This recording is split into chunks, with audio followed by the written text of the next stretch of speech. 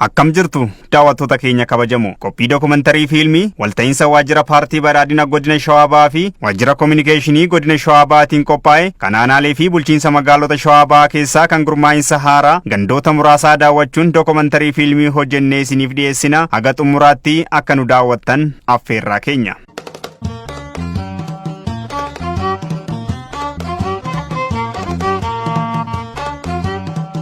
Itoophiyaa keessatti hundeeffamni ganda baadiyaa bara 1967 jalqabuu isaa ragaaleen tokko tokko ni mul'isu. Hanga mootummaan jijjiirama haaromsa gurmaa'insa caasaa gandaa amma hojiirra oolee jalqabutti ga'een aangoo humna namaa fi qabeenya caasaa gandaa guutummaan guututti karaa sirrii ta'een to'atamaa hin turre. Caasaan gandaa mootummaa aanas ta'ee aanadhaa olii waliin walitti dhufeenya idilee kan hin qabnee fi akka gurmaa'insa mootummaatti caaseffama kamuu kan hin qabne humna namaa ga'ee fi iddoo hojii mijataa dhabuuf aangoo fi ga'ee ifatee dhabuu irraan kan ka'e sadarkaa gandaatti bulchiisni bifa qabaataa ta'e akka hin uumamne gochuu isaa kenni tajaajilaa si'ataa fi qaqqabamaa akka hin taane gochaa turee jira. Mootummaan naannoo Oromiyaa sirni bulchiinsa gandaa maqaa qofaan bara dheeraa ture kana irra deebi'uun murtoo seenaa qabeessa murteessee gurmaa'insa kana lubbuu itti horee uummanni akka irraa fayyadamu taasisee jira. Akka naannoo Oromiyaatti gurmaa'insi haaraan sadarkaa gandaa hagaya bara 2016 irraa kaasee gandatti galee hojii jalqabe kun rakkoo bulchiinsa gaarii kenna tajaajilaatiin wal qabatee uummata keenya dararaa ture sun furamee qabeenya gandi qabu hunda adda baasuun karaa ifaa fi sirrii ta'een uummanni faayidaa isaaf malu irraa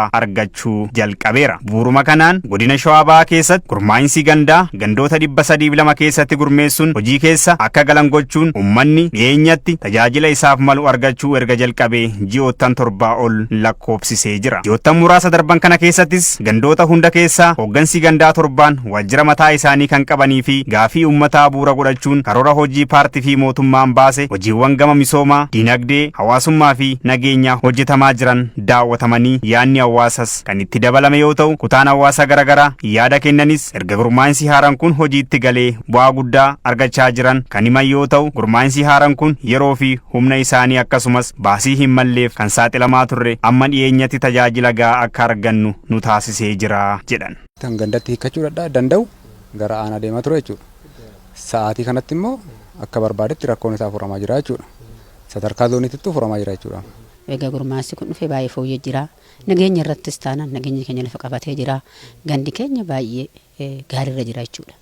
Duraan baay'ee magaalaa deddeebinaa haala baasii konkolaataa ganamaa galgala rakkoodhaan deemama achitti dafanii dhufuun hin jiru. Tagulaalla'uu baay'eetu jira. Amma gini haala gaarii nu tajaajilaa jira. Nus haala gaarii tajaajila argachaa jirra.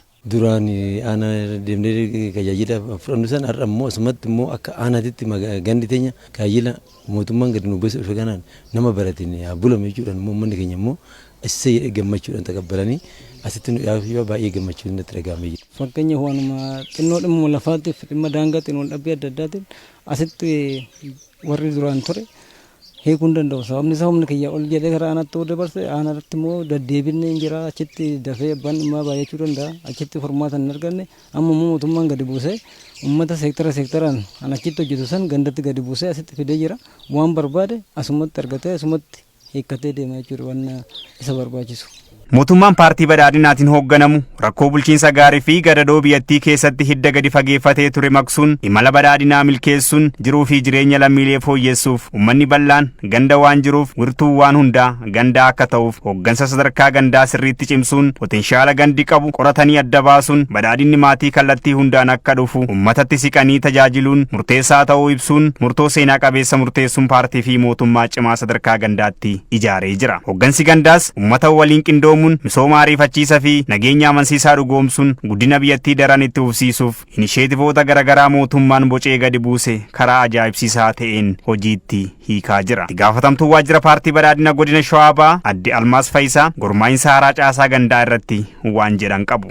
Gurmaa'insi keenya gandatti galee hojii hojjechuu, ganda isaa ijaaruu, gurmaa'insa sadarkaa gadii ijaaruu waan jalqabeef gandoonni keenya baay'een har'a hojii nageenyaa rakkoo hojii nageenyaa keessaa bahanii hojii misoomaatti qonnaan bulaan gara hojii misoomaa akka deemu hojii misoomaa isaa guyyaa guyyaadhaan nageenya isaa eegame akka hojjetu taasisaa jiru jechuudha.